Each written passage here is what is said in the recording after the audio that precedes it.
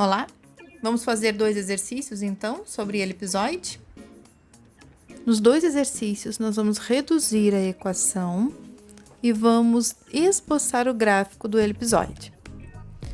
Então no primeiro, veja que passando o termo independente para o lado direito, nós podemos dividir toda a equação por 16 para obter igualdade 1.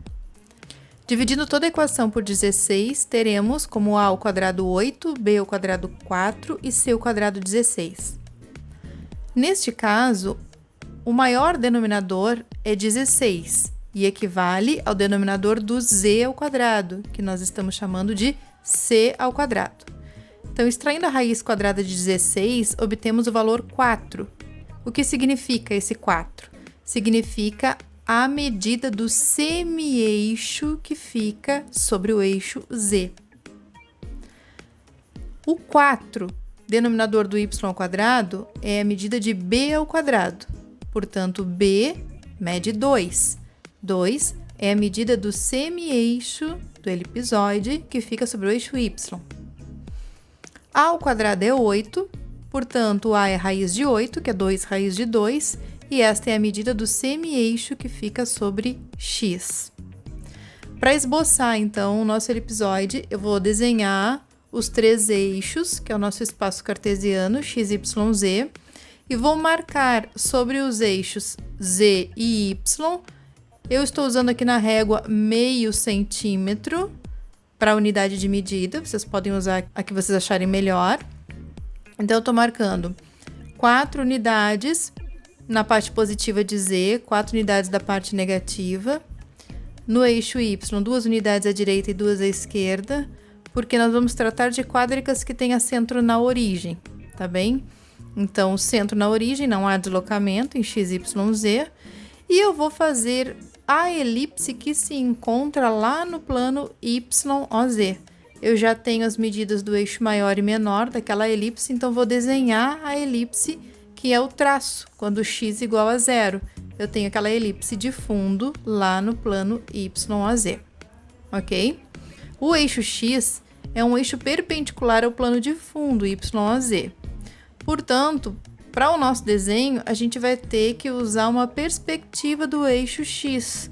Por isso, aquela inclinação ali em relação a z e a y, tá? Pode ser mais ou menos inclinado, isso mudaria um pouquinho o meu desenho em relação ao desenho de quem fizeram com o eixo x mais ou menos inclinado. Nós colocamos sobre o eixo x, como ele está em perspectiva, uma unidade um pouco menor do que a que a gente usa sobre y e z. Mais ou menos a metade da unidade que vocês utilizam nos eixos y e z, vocês vão colocar sobre o eixo x, tá bem? E aí eu vou traçar, então, aquela elipse que se encontra no plano x, y.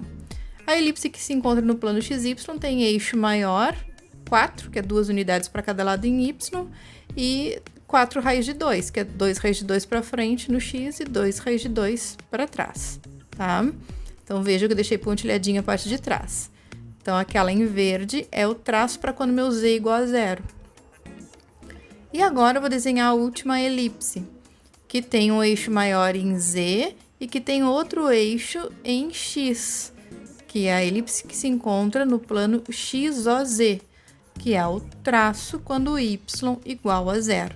Então, como se tu colocasse, né, uma cobertura sobre essas 3 elipses, tu tens o elipsoide, que é a superfície toda. Então, em colorido, azul, verde, vermelho, a gente desenhou os traços, mas toda a superfície ela é fechada. Como quando nós falamos na esfera, qual é a área da superfície esférica? É a casquinha de fora. A gente faz analogia com a casca da laranja. Então, a superfície do elipsoide é toda a superfície que envolve estas elipses, que são os traços, tá bem? Um segundo exemplo. 2x ao quadrado mais 2y ao quadrado mais 2e ao quadrado igual a 18. Para eu deixar na forma reduzida a equação, eu divido tudo por 18. Daí, eu obtenho que x ao quadrado sobre 9 mais y ao quadrado sobre 9 mais e ao quadrado sobre 9 é igual a 1. Vocês vão ver que este é um caso particular, quando todos os denominadores a, b e c ao quadrado são todos iguais. Agora vamos começar diferente. Vamos zerar x. Quando x é igual a zero, o que sobra? Quando x é igual a zero, sobra o restante da equação. Y² sobre 9 mais z² sobre 9 igual a 1. Agora eu vou passar de volta o 9 para o lado direito da equação. Y² mais z² igual a 9. Lembram lá das cônicas, quando nós estudamos elipse? Este é um caso particular de uma elipse. Por quê? Porque sendo os denominadores iguais, nós temos uma circunferência. Mas ela está no plano YZ e tem raio 3. Se eu zerar o y, então eu vou ter novamente uma circunferência, mas agora sobre o plano XOZ. Novamente com o raio 3.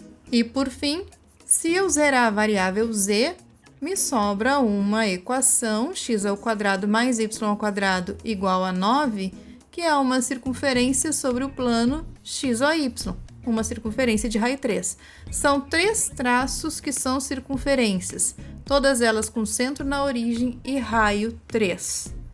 Então vamos desenhar esses traços. Agora eu vou marcar sobre os eixos y e z 3 unidades, que novamente eu estou utilizando meio centímetro como unidade. 3 unidades sobre y, 3 unidades sobre z. Quando eu for marcar 3 unidades sobre x, eu vou marcar 1,5 aqui, 1 unidade e meia, porque eu uso a metade no eixo x, tá? Vou traçar então a circunferência que fica lá no plano YZ.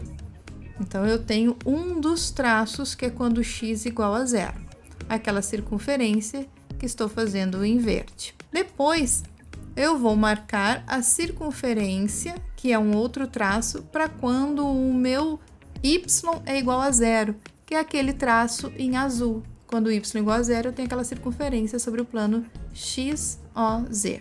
E por fim, eu vou marcar o traço que se encontra no plano XOY, que é também uma circunferência. Vejam que os 3 traços, as 3 circunferências, então, vão gerar um elipsoide particular, que é uma esfera. Uma esfera é um elipsoide, que tem a característica de todos os eixos terem a mesma medida. O A, o B e o C, os semi-eixos, ou ainda o 2A, o 2B, o 2C, medida dos eixos, ou ainda A², B² e C². São todos de mesmo valor, gerando a esfera, que é um elipsoide. Espero que tenha auxiliado vocês com os exemplos. Bons estudos. Nos falamos no próximo vídeo. Até lá!